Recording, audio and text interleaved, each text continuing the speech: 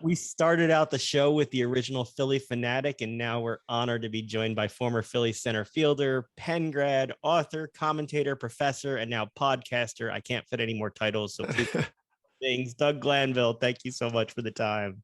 All right. It's great to be here. And I feel like I had the title a day. I maybe snow shoveling and, leaf removal system. I play a lot of roles at my house. So I'm keeping it moving, man. Keeping it moving. We can update the intro for the next time you come back. Don't worry. Next time we'll just do the intro and then he'll be done. He's got so many titles, it'll take up the whole time. That'll be the whole show. Well, we asked about title with the Phanatic, so we got to get started with that. What's your favorite memory of being with the Phanatic? Oh, I love the Phanatic. And I think what was so cool about it is no matter how long I played in the big leagues, I still always looked to see what the Phanatic was doing every game, whenever the lineups would roll out. It was just constant entertainment and it never got old. And I remember the Phanatic one time came on the road. We went to San Francisco and it was fun to see the sort of fans in San Fran just kind of react for the first time, where he was kind of doing his thing on the dugout and all that. It was just like organic and people had their, tip their cap and respect that, he was the best in the business. So I always loved the Phanatic and I was a Philly fan growing up, thinking of the Tommy Lasorda wars and all the things. But I just loved how the Phanatic upgrades the routine to match. There was one point there was Pokemon Go. And he had this whole thing where he's acting like he's looking at his big fake cell phone and trying to find, So, he's the best. And once again, every day before a major league game, the lineups, I was always watching what the Phanatic was going to do as he gave his impersonation of every player in our lineup. So, fantastic. Such a great joy. Did you ever see anybody from the opposing team get annoyed at him the way that Lasorda did? Lasorda was always next level. So no, I don't think there was anything, quite the level of Tommy Lasorda, it's what made it so legendary. So, but yeah, he'd pick on some people. And Bruce Bochy, he wore out Bruce Bochy because Boch had kind of this big head, and he'd act like he's getting in the forerunner. And then he'd tilt over and lean his head, and then his head would pin against the AstroTurf, and then he'd pick it up again and then put it back down again and tip over. And Boch would just sit there straight staring ahead, just didn't do anything. So, yeah, he wore everybody out. Didn't matter who you were, even the Phillies, and it was all in good fun. And he always had just great timing with it, where we found everybody was laughing. Well, Doug, one of the reasons we wanted to have you on, besides talking about the Phanatic, obviously, is to talk about what's been going on in sports, in particular with diversity.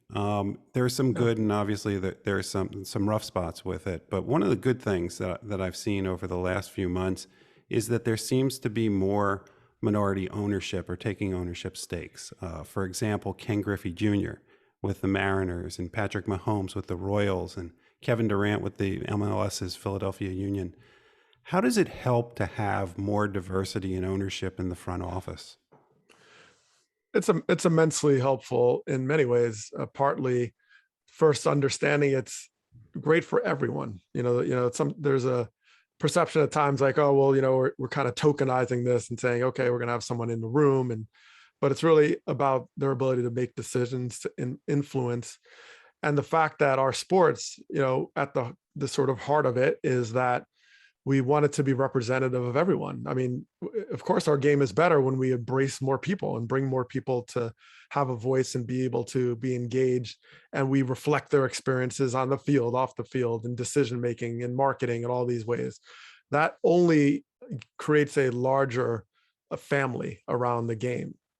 And so when you bring people that are representative of that diversity in the room, where you're engaging and you're thinking through a different lens, with still a central love for this common ground that is the sport, in my case, baseball, then you're making a difference. You're really opening it up. And so when I see someone like Kevin Durant or different power makers able to be part of this process, to learn the business and to open it up in different ways, I see that as a way to expand the sport itself. And yeah, you hope that it gets, we talk about, Black representation in this case, to be beyond just the superstar athletes that are buying pieces, but there's all types of entrepreneurs and business people out there that can come from many different perspectives of sport and still embrace it. That's what's kind of cool about sports, is you have people in business that are not necessarily in the business of baseball or their particular sport. They come by other industries and they bring a different sensibility. And so when you have people from different walks of life coming in from all these perspectives, it's very enriching, and I think more sustainable for the game to carry on through so many different people. And that's really, to me, what sports are about.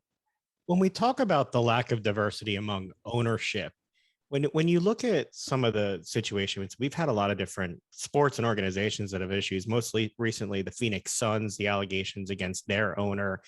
How should a league handle situations like this where you have allegations of making statements or bullying or racism or other comments that are unacceptable? Obviously, having more diversity would help that, but what can a league do to deal with this problem? Well, first thing, you have to investigate and look closely and understand it. I know it's tough with social media. Everything's so quick. You want to kind of get at it, but you got to know what's happening, understand it, and get information. That information, often in this case, we talk about the Suns. More and more, you get more employees, you get more people to understand that this is going on. And that's what I appreciate about the Boston Red Sox when it was Twitter, but they put a statement out when Torrey Hunter was talking about playing in Boston. And they just confirmed, like, no, this actually does happen. We do have problems with racism, very open forms of it. And we've had to look into this. And, so when you get that support from the organization, the institutions, the leagues, to not bury their heads in the sand and act like it doesn't exist, but to actually recognize it, then you're on your way to addressing it. And that's really important. It's important to understand this is everywhere. I could give you stories. You wouldn't have enough time on the show to talk about trying to get a cab, or how my house gets appraised, or when I'm trying to send my kids to school, or all these things that have happened to me personally. And it didn't matter I had a Phillies uniform or whatever. It's just, so I think we mentioned about representation. The challenge when you have power, and I'm going to use some things from my class, right? Eric Liu talks about power and the principles of power. When it's concentrates, because it tends to concentrate itself. And what that does in this context is that you hire people that are in your circles. And if your exposure is homogeneous, you have this homogeneity throughout your experience where you're only around the same people or the same thought process, then you're going to reinforce that by the people you hire and the people you bring in and the perspective. And then you want those people to be successful. So you reinforce it through their own biases in and of itself, right? So you create you're the kingmaker. And so when you're only making kings and queens out of people who are of your background, then that's the product you get. And you reward people that are in your circle. So when you're exposed with many different people, and the power, what it does is you get diversity. It cuts into that concentration of power, and it also makes it more equitable. It spreads it out, because now you can't be just unilaterally coming in and saying, no, I'm going to just make this kind of move myself. So that's where all those things you talk about, the Suns or Gruden or whatever, those are natural checks to that when you have transparency and you have other people in the room. And I think it does address that in many ways. Well, Doug, I think you're right. I think it's diversity of experiences too. So if you have people in the room that have all had virtually the same experience, they can't relate to when somebody even may complain to them or report something that's a different experience. So one of my concerns is that while it's great that Ken Griffey Jr. or Patrick Mahomes is involved, the question is, are they really involved, or are they just have an ownership stake? What we need is people that are at the table, that are talking, that are there for these things, so that things like the John Gruden thing doesn't happen. And you actually you wrote an article recently about an experience with a broadcaster who said something that was racially insensitive, and talked about how you would react. Explain how it helps for the diversity of experience for people to be in the room, be able to talk to each other about the experiences they have, as opposed to just one side or the other side talking to itself or talking to its own group. Yeah. Well, and I think part of the fundamentals of sports is not seeing sides so much, right? You're seeing it as you are a team, and you're in it together. And when you're all there at the table talking, you just contextualize things differently. Someone says something and you have like, you're not in an echo chamber, or you're just like, well, I don't want to sort of step in this, and you just sort of let it go. Well, when you have voices that feel empowered to speak on issues, then you actually can challenge it. And it can come from a place of complete respect and hope for a better place. I serve on the Connecticut Police Council, and I'm in the room all the times working on training and curriculum and policies throughout the state. And the room is full of people from all over. There's different walks and victims advocates and chiefs. And the fact is, over the years, all I've seen is this reinforcement of the importance of team. And that when we confront things from the outside, let's say, that says, okay, we need to change this policy, or George Floyd Justice and Policing Act, or whatever, we come with a unified front because we've worked together and gained that trust of all the perspectives unifying into one sort of connected point to say, no, we're together on this. That's what it does. And that's a good team. That's what a good team does, to be able to say, all right, you have someone in the room who's sensitive to that. Like you mentioned, the remarks that went down in the playoffs, Jim Cotton, I wrote about it.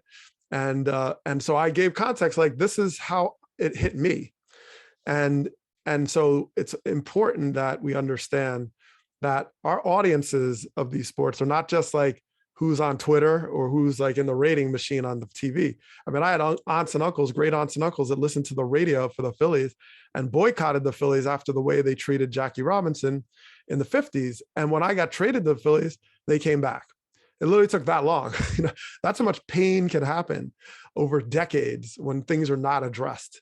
And so, but I came back and they said, okay, we're good. We're back, and they came to the games. And so it matters. That's a direct example of representation, and it makes a difference. So you mentioned the Jim Cott incident. So how did, if you can tell us, how did Jim Cott react to what you had written? I'm not sure exactly, because I know, but I do know that it went through the channels that they sent it to him to read. So I don't know what he got out of it, but I'd say overall, universally, the response was positive, because, I've been through a lot of these types of experiences. And I've realized early on, coming from Teaneck, New Jersey, who voluntarily desegregated a community that I saw as harmonious in race and diversity, not perfect, but harmonious. Well, I learned that the storytelling is important, to just lay out, hey, here's how I felt, here's the experience, and I have kids, and like understand the impact, and put people in the room and understand the moment of how you internalize these things. When I hear 40 acres, and I think of slavery, which is where it came from, by the way, and I think of certain things, and there's context, of course. It's a baseball game. And I understand that how, as commentators, we can objectify athletes. We're like, oh, he's a horse and he's a workhorse. And some of that's like innocent fun, but there's other contexts that you bring that tie to other experiences that we need to be sensitive to. So I thought the response was pretty positive. Harold Reynolds, others came in, we talked, and I had a lot of conversations with people as follow-up. And most importantly, I wanted the conversation to have. I think that's always a good starting point. And come at it with a sense of like, I'm going to throw Dusty Baker at it with love. Like, hey, I want us all to be better and understand. I'm not indicting you. I'm not name calling you. I'm just trying to understand. And so you understand, and then I'll hear from you. I think that kind of exchange is the best of sport. And that's how we can, I think, move forward. You mentioned Dusty Baker, and you've talked about the need for more minority managers. That's just one of the problems that baseball's facing. And it's all sort of coming to a head with potentially a lockout. Can you talk about what this all means for baseball and what you hope to see come out of it if there is a lockout? Lockouts, it's been a while. I think one thing to point out is, you think about Chase Utley. He had an entire career, major league wise, without any like work stoppage, right? He's, that's how long ago. It's been 20 some odd years since we've had any form of work stoppage, strike or lockout. So you have these ways that labor tended to be the way things move forward in this history of baseball, where work stoppage put the pressure on. So, there's a possibility that when you have a lockout, that I think is going to happen, then puts feet to the fire. It's a test. And the trick for players is that they haven't been through this test in a long time. And so it's inevitable that the ownership's going to say, let's see what you got. Let's see if you can hold out, and let's see how bad you want this. I talked to Gene Orza the other day, who was he was an associate counsel and also COO at one point to the Players Association. And he said, the way I paraphrase, but he says it's a disinfectant. It's a test for your authenticity on how bad how seriously you are about an issue, whether it's a salary cap or whatever. So it's probably gotten to that point where they're going to have to, have a freeze to see what happens, and hopefully something, comes out of it fairly quickly, and we move on, because it's never a good thing to have a strike and lockout that goes on for a long time. My dad still doesn't like to go. Still didn't like to go watch baseball games after the lockout in 1995. Yeah. Done. Yeah. Well, you mentioned that Chase Utley went a whole career without a lockout. More amazingly, most of the players weren't born the last time there was a lockout. Yeah. So they don't know what the experience is. How do they get the proper guidance for how to deal with this? Is it from players like you, or yes, you have a management committee, you have people that represent the union, but it's different than people who have gone through it before. Well, experience matters. And although Tony Clark runs the Players Association, he brings that player sensibility that should inform him about what it takes. But it's a lot of grassroots efforts to talk to players, educate players, know your history, know what's at stake. And the Players Association historically has done a very good job at that, which is why early days with Marvin Miller, 1966, coming on in the formation really officially, pretty much won every battle. He waited, and, free agency and minimum salaries and arbitration and all these things that came up. So they tend to be pretty resilient, but it's different. And I think it's different in a lockout, because it's still spring training. You're like, yeah, whatever. But then that first paycheck, all of a sudden it's like, whoa, wait a minute, this is real. That's where you're going to be tested. And certainly the historical figures in the Players Association know this, and know that they've probably, if they're doing their job, they would have prepared for this well in advance, and know it's going to be really taxing and toxic at different times. So, but I think it is experience, education, and making sure you're staying together. And that's true for the owners too, if they want to kind of get the things they want. You talk about being prepared on the major league level. On Classes in Session, you discuss the state of minor league baseball. Positive note, we've seen some improving conditions of minor league players and housing. There's also other issues. What's your thought on the state of minor league baseball and how MLB is doing? Are they getting it right now? Well, there are definitely positive steps. I mean, the one big step recently was just, taking care of the housing of these players. These players don't make very much money. And my first paycheck was $327 every 2 weeks. That was my paycheck. And you went to Penn. I went to Penn, and yes, my agent made the argument like, well, what he would have made, but I wanted to play ball, and that was what I did. And I think so. The paycheck, it only went up $200 a year for the next couple of years. So this is not, and today they don't make a whole lot. They make more, but it's improved. But in the landscape, the big picture, it's still like hardly anything. $15,000 a year. So these are professionals. So there's been a commitment to try to address it. And the thing about being a ball player is you live wherever, Geneva, New York, or Winston-Salem, North Carolina, and then you go home and you try to live with, your mom, or you're just trying to make ends meet. And there's guys living in cars, sleeping in cars, and because they have families in Puerto Rico, whatever. It's a lot. And the challenge is, I'll take my experience as a major league player making it. When you've been through all that and you get there, you're just less sympathetic to the minor leaguers coming along. You're like, well, wait, I slept in my car. And that's where it goes wrong in terms of supporting these guys, because you kind of get amnesia and forget that wait a minute, these are professionals, right? And there's a lot of money being made. And there's got to be a better way to support these guys, that they're not, making below the living wages, basically, and eating horribly on the road or whatever. These are professionals. And this idea of like weed people out and may the strong survive and all this stuff is kind of overshadows or diverts our attention from the fact that they're professionals, and they need to have, you look at other sports, hockey and all, they do a much better job financially on these players and their lives. So Major League Baseball, I do think, is serious about this and taking steps, but there's a ways to go because it came from literally $327 every 2 weeks. Now, I played on fields that had broken glass on it. I showered under stadiums. I slept on floors. I slept in bus racks. I mean, I've been on the road where a bus driver's falling asleep and he's driving off the road and we're all sitting, taking rotations to keep him awake. I had manager tell us, play hungry. We're not giving you any more food here before the pregame. I mean, I've seen all this stuff. So that culture isn't quite gone away. Okay. So, and it needs to, it's dated, it's dinosaur, and it's time for these players to just get what they need because most don't make it. And it's easy to forget that, like, oh, I made it. Oh, it's all worth it. Well, most players don't. And I think of a guy in Phillies, Darren Winston, may he rest in peace, played a lot of years in the minor leagues, left-handed reliever, passed away tragically early, left behind all these kids and a family. And thankfully had a little major league time, but man, a lifetime in the minor leagues. And so I think a lot has to change. Well, we've talked to a lot of minor leaguers as they're coming up, and we hear the same kind of stories that you do. And I think a lot of people forget that they have families too. These aren't just kids. These are guys that are making decisions when they're 25, 26, 27, where they have a spouse and they have children that they have to take care of. And we've talked to players that have said, hey, look, I'm going to have to make that decision at the end of the year. As much as I love this game and want to try to make it work, I have to take care of my family.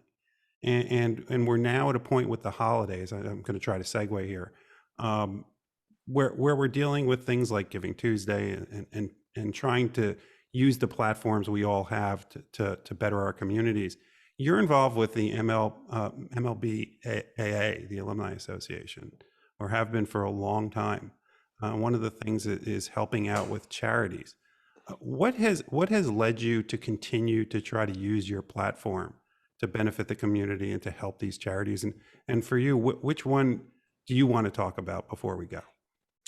Well, I think for years I served on the board of the MLBPA, the Alumni Association, which is really at its heart trying to, continue the love of the game in many ways. And there's components to that are profitable, whether you're getting, longtime retired players who played in the 70s, autograph sessions, or whether you're trying to work on alumni services where you're trying to help players continue transitioning out of the game, work skills. And that's always been ongoing. And so I think the sense of what this game means to these communities that are beyond, what you did on the field is always important to underscore. That it's important to know that these players, go on and have careers and try to reinvent themselves off the field. But they're still part of our conscious in our communities. We still remember these moments, people who got called up, first round draft picks that are traded, whatever it is, and that what they do and how they engage their communities, especially when they're trying to help and support, is something we should all support. And that there's a lot of goodwill there about those relationships. So, so I try to be part of that. I try to, and anything I do, even outside of the specific organizations, I try to do with a memory for those relationships and players that came before me that, maybe did stay on strike and opened up doors for us to come through and make a great living and be able to do what we do.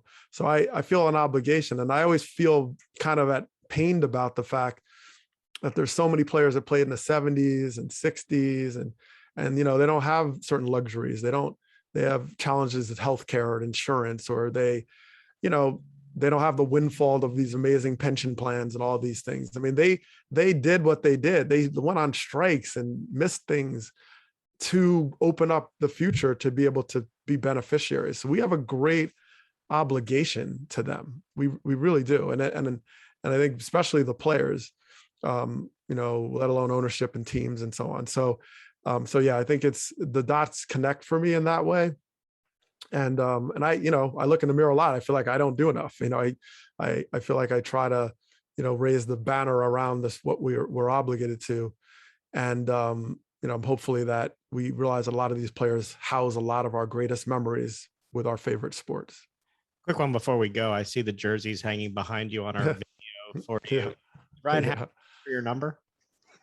Yeah, Ryan, well, one thing about when I went over to, I went to Texas and I came back to Philly, and Jimmy Rollins had taken my number when I left.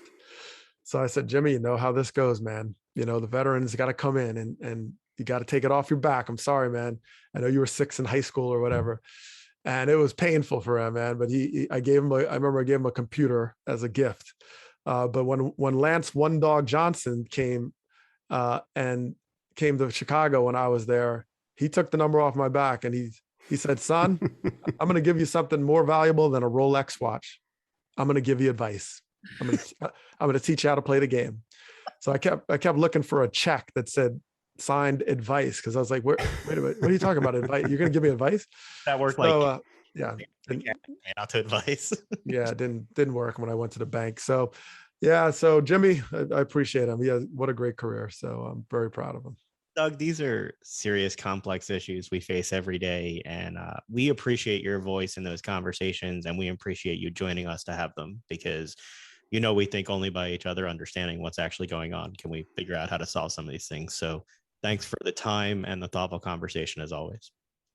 It's always a pleasure. And the best of sport, it's fair, it's fairness, it's equity, it's teamwork, it's unity.